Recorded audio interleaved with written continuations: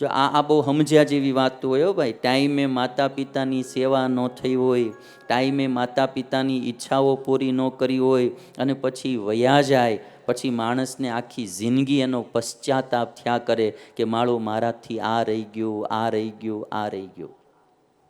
હમણાં એક ભાઈ મહિના પહેલાં મારી પાસે આવ્યા હતા, પગમાં માથું મૂકીને રોવા માંડ્યા. અજાણ્યા માણસ હતા, એટલે કોરોનામાં પાછું બહુ અડાઈએ નહીં આપણે, એટલે મેં આમ ઘણું કર્યું. મેં કીધું ભાઈ કેમ કેમ રોવો છો, ઊભા કર્યા, જરા આશ્વાસન આપ્યું.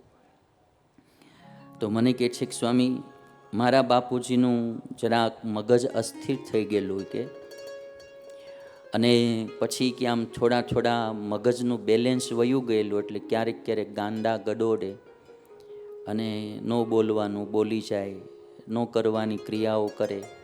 એટલે એક દિવસ મને કે ગુસ્સો આવી ગયો ને તે મેં મારા બાપુજીને એક લાફો મારી દીધો. કે રોતો રોતો ભાઈ વાત કરતો હતો, લાફો મારી દીધો. કે પછી કે મારા બાપુજી ખાટલામાં સૂઈ ગયા. કે સૂઈ ગયા પછી કે 2-3 દિવસ સુધી એણે કંઈ ખાધું પીધું નહીં ને એને શરીર છોડી દીધું. કે આજ કે એને 6 મહિના થઈ ગયા. કે માર્યા પછી ને મારા બાપુજી વયા ગયા પછી મને બહુ કાંઈ એવું મનમાં હતું નહીં, પણ હમણાં એક દિવસ કે હું તમારી કથા સાંભળતો હતો અને એમાં જે બધા અમુક તમે પ્રસંગો વર્ણવ્યા, આજ મને પશ્ચાતાપ થાય છે કે મેં મારા બાપાને ન માર્યા હોત તો હજી આજ પણ જીવતા હોતી. કે પછી એટલો બિચારો રોતો હતો ને રડતો હતો.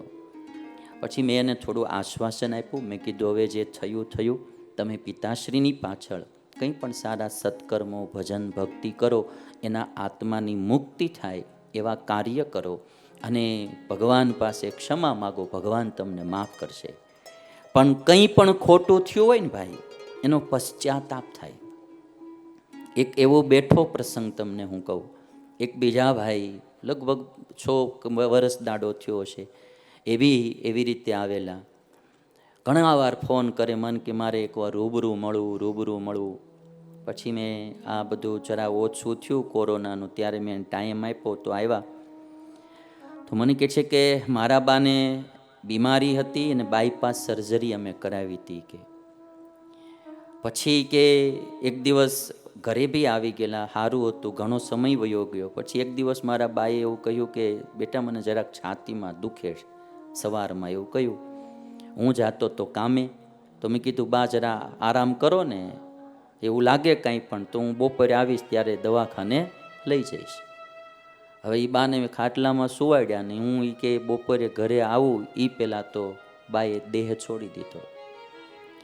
હવે એ કે મને એટલું બધું દુઃખ લાગ્યા કરે છે. બાએ મને સવારમાં કીધું ત્યારે જો હું દવાખાને લઈ ગયો હોત તો કદાચ મારા બાનું મૃત્યુ ન થાત. એ ઘટના મને બહુ ખટક્યા કરે છે. જોકે આ 2 પ્રસંગો જે મેં કહ્યા, એક પિતાનો ને એક માતાનો, એ 2 દીકરાઓ માતૃ પિતૃ ભક્ત તો ખરા છે. મેં જે રીતે એની પાસે પ્રસંગો સાંભળ્યા, કારણ કે દિલવાળા 2 માણસો હતા, તો જ એને આ દુઃખ થાય, નહીંતર દુઃખ ન થાય. અને એમાં કંઈ વાંકે એનો નહોતો. 2માં ઓલામાં એના મા બાપ બાપુજીનું મગજ જ અસ્થિર થઈ ગયેલું, એટલે એણે જે આખી ઘટના કીધી બધી હું કહી ન શકું. એટલે એવી ક્રિયા કરતા, એટલે પછી એને જરા ગુસ્સો આવ્યો, એ બી સ્વાભાવિક હતો. પણ છતાંય નાની એવી ભૂલ થઈ હોય કાંઈ પણ, તોય માણસને ખટક્યા કરે. એટલે ગાંધીજી કહે છે કે આજ દિવસ સુધી પ્રસંગ મને ચાલે છે. મારે તો આમાંથી એવું કેવું, પરિવારમાં ભેગા રહેતા હોય ને, બધાને રાજી રાખવા ને રાજી કરવા. આ કોઈને કુરાજી ન કરવા ને કુરાજી રાખવાય નહીં. કાલ સવારે અચાનક જતા રહ્યા કે આપણે જતા રહ્યા તો મનની મનમાં રહી જાય. બહુ કોઈની અરે આંટીઓ ન રાખવી, અબોલાય ન રાખવા. પરિવારમાં કંઈ પણ જરા થયું હોય ને પાણીમાં લીટા કરવા, તરત પાછું હાલતું ચાલતું કરી દેવું. કારણ કે આમાં અચાનક દેહ પડી ગયો કોઈનો તો મનની વાત મનમાં રહી જાય.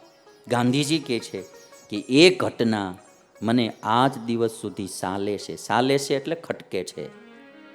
અને હવે લખે ગાંધીજી કે હું જ્યારે નિષ્કુળાનંદનું ત્યાગ ન ટકે રે વૈરાગ્ય વિના કરીએ કોટી ઉપાયજી ગાઉં છું અથવા સાંભળું છું, ત્યારે એ અવળો ને કડવો પ્રસંગ મને યાદ આવે છે અને શરમાવે છે.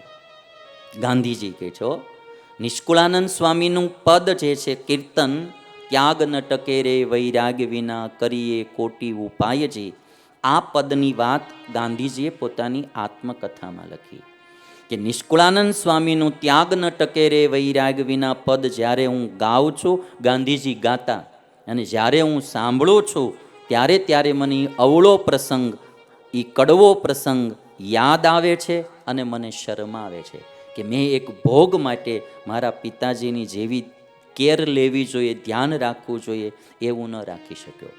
તો ગાંધીજી જેવા વૈરાગી પુરુષ, ગાંધીજી જેવા સદાચારી પુરુષ, ગાંધીજી જેવા જે એક મહાત્મા, એમને પણ નિષ્કુળાનંદ સ્વામીનું પદ અસર કરે એવી વાણી એ નિષ્કુળાનંદ સ્વામીની વાણી છે. એ તો એક પદ ધીરજ આખ્યાન આખું તમે સાંભળશો ને તો ખ્યાલ આવશે. સ્વામીએ અદ્ભુત ધીરજ આખ્યાન ગ્રંથની રચના કરી છે.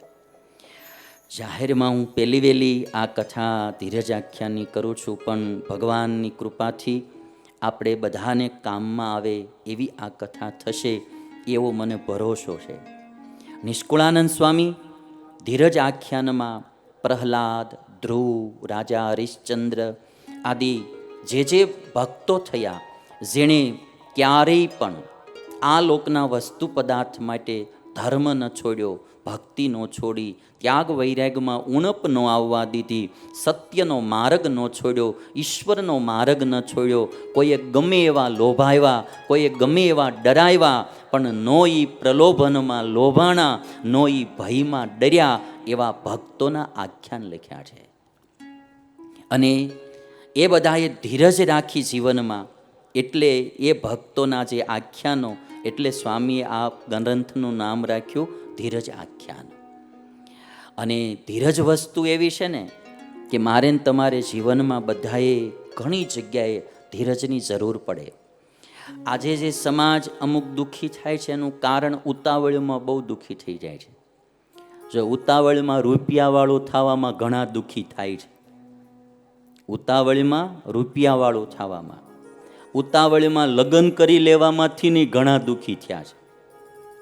એમાંય થોડીક ધીરજ રાખવી પડે. હમણાં જ મેં એક છોકરાને કીધું, મેં સંબંધ કર્યા પછી વરદી જવા દેજે. અમારે એક છોકરો છે, હવે એનું નામ ન લેવાય, પણ એને પહેલી વાર સંબંધ કર્યો ને બિચારાએ, તે શું થયું કહું. હવે એ જે કન્યા હતી ને, તો એને એમ કીધું કે આપણે હું મળવા આવું છું, તો કે આવી. કે પછી આ ભાઈ બારો નીકળ્યો ને જ્યાં, તે કન્યા કોઈક બીજાની અરે પાવ વડા ખાતી હતી. આ ભાળી ગયો તો કે તું, તો કે આ તમારો ફઈન છોકરો છે એ કે એમ. એટલે પછી તો બધી તપાસ કરી તો એવું કાંઈ હતું નહીં. અટાણ માણસો ખોટું બાલસમી બહુ બોલે.